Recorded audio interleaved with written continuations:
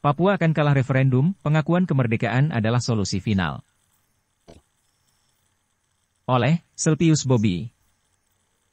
Mari kita mengawal rekonsiliasi bersatu, bertobat dan berdamai menuju pengakuan kemerdekaan 1 Desember 1961 indah pada waktu Tuhan. Dalam sejarah perjuangan ini kita Papua punya proklamasi di atas proklamasi, antara lain, Deklarasi Manifesto Politik 19 Oktober 1961 yang diumumkan secara resmi pada 1 Desember 1961, Proklamasi 1 Juli 1971, Proklamasi 3 Juli 1983, Proklamasi 14 Desember 1988, Deklarasi 27 November 1997, Proklamasi 19 Oktober 2011, dan Deklarasi Pemulihan Kemerdekaan 1 Desember 2020 di Jayapura, serta Deklarasi 1 Desember 2020 di Inggris, DLL. Faksi-faksi ini mengkampanyekan pengakuan kemerdekaan. Selain itu, ada pula organisasi pergerakan mengawal agenda referendum. Isu pengakuan kemerdekaan kedaulatan bangsa Papua, 1 Desember 1961 tenggelam dalam kampanye isu-isu pengakuan kemerdekaan yang lahir di atas tahun 1969. Juga belakangan isu referendum mengemuka, sehingga isu pengakuan kemerdekaan 1 Desember 1961 benar-benar hilang.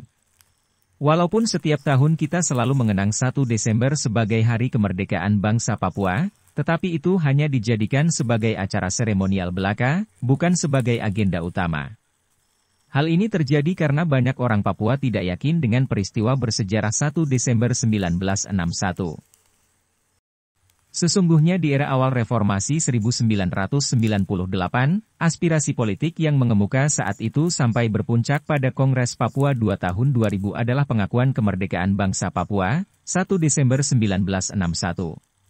Berikut ini resolusi Kongres Papua 2 poin pertama, bangsa Papua telah berdaulat sebagai sebuah bangsa dan negara sejak tanggal 1 Desember 1961. Isu pengakuan kemerdekaan 1 Desember 1961 menghilang bersama dengan meninggalnya pemimpin karismatik Tuan Dorti Sio Eluai. Setelah pemimpin bangsa Papua diculik dan dibunuh, isu pengakuan kemerdekaan Papua itu bertahan sampai sekitar tahun 2003. Kemudian muncullah isu referendum yang dibawa dari luar Papua, sehingga isu pengakuan kemerdekaan 1 Desember 1961 hilang lenyap.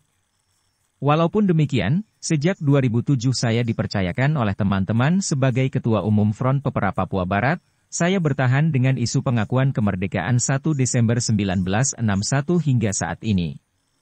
Mengapa kami bertahan dengan pengakuan 1 Desember 1961 itu?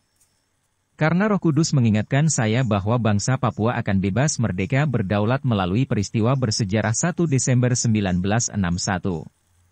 Ternyata benar bahwa dalam penglihatan berturut-turut 2 hari 2 malam pada bulan September 2017, Tuhan memberitahu kepada saya dalam penglihatan bahwa bangsa Papua akan merdeka berdaulat melalui jalan pengakuan kemerdekaan 1 Desember 1961, bukan melalui referendum. Penglihatan 2 hari 2 malam berturut-turut itu, kini sedang dalam proses penggenapan.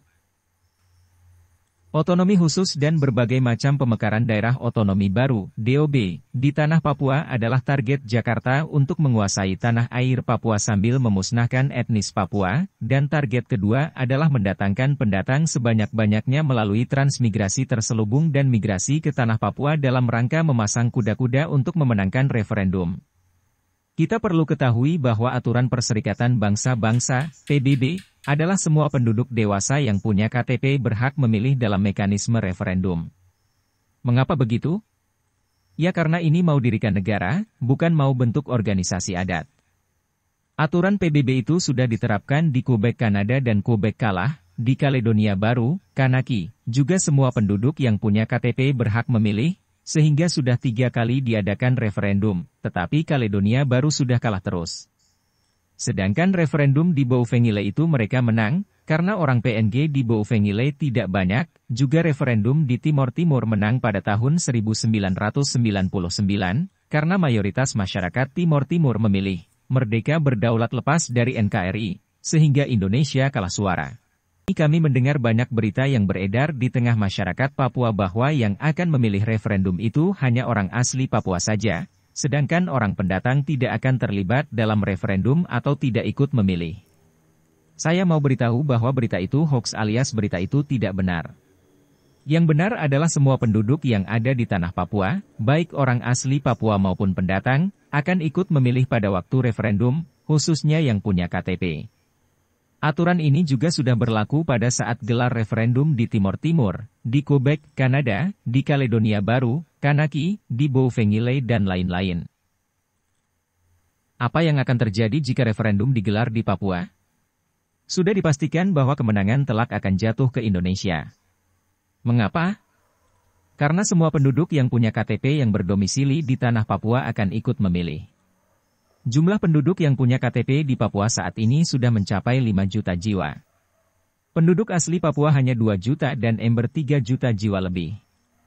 Apalagi banyak, Yudas, di antara orang asli Papua yang menjadi kaki tangan NKRI hanya untuk mencari sesuap nasi dan sebatang rokok.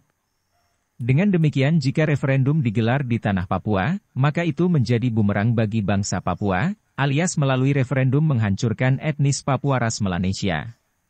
Karena Indonesia dipastikan akan memenangkan referendum dan kita Papua akan kalah telak. Bangsa Papua hingga kini belum bersatu, salah satu faktornya adalah karena banyaknya faksi atau organ mengawal agenda berbeda-beda untuk mencapai tujuan yang sama yaitu, Papua Merdeka. Ada yang kawal agenda referendum, ada pula yang kawal pengakuan kemerdekaan. Walaupun demikian, kita bersyukur bahwa melalui kampanye isu referendum sedang mengantar kita pada isu pengakuan kemerdekaan bangsa Papua 1 Desember 1961. Semua organ atau faksi Papua yang mendorong referendum, segera berhenti mendorong referendum, dan marilah kita bersama-sama mengawal rekonsiliasi bersatu, bertobat dan berdamai yang sedang dikawal oleh Jaringan Doa Rekonsiliasi untuk Pemulihan Papua, JDRP2, dengan agenda sentral pengakuan kemerdekaan 1 Desember 1961, yang akan dipulihkan oleh Tuhan pada waktunya. Ingat, hanya yang sudah bertobat dari salah dosa saja yang akan masuk ke Papua Baru, Tanah Suci Papua, Iden Papua, Papua penuh kemuliaan Tuhan, maka segera kita bertobat. Jangan kita ragu-ragu. Kita sudah merdeka pada tanggal 1 Desember 1961. Saat ini mari kita memulihkan diri yaitu bertobat, berdamai dan bersatu di dalam kehendaknya, agar Tuhan Allah memulihkan kembali kemerdekaan Papua. Ini sesuai petunjuk Tuhan dalam penglihatan. Kita berada pada jalan benar yang dikehendaki Tuhan Allah. Untuk itu, marilah kita bersatu. Atas pertolongan Tuhan, Papua pasti bisa.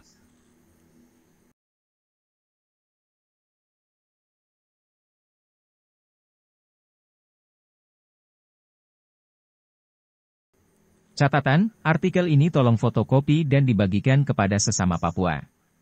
Terima kasih. Shalom.